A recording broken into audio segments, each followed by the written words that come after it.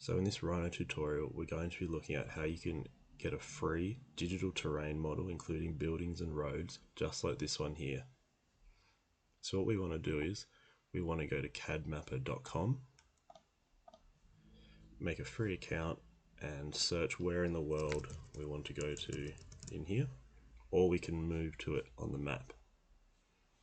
Then we come over here, tick Rhino 5 or higher output.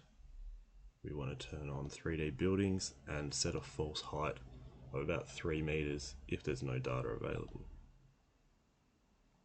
Topography we want on, but the contours, it's probably best to do those in Rhino, as they haven't been too good in my experience.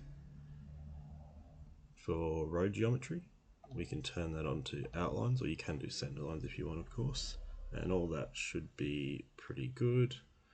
And now we can just go in and draw the area we want.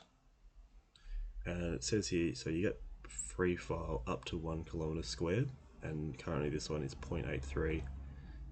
So I can extend that in here, but that'll do for now. And then we just go create file.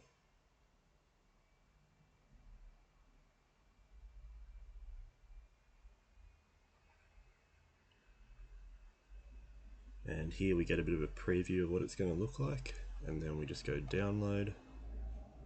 Just open that file in Rhino because it's already packaged as a 3DM file, and all I've done here is extrude the base down a bit, and there you go.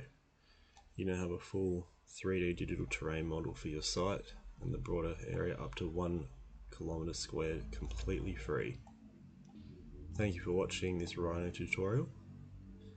Please leave a like, comment and subscribe if you found this video helpful. I'll see you in the next one.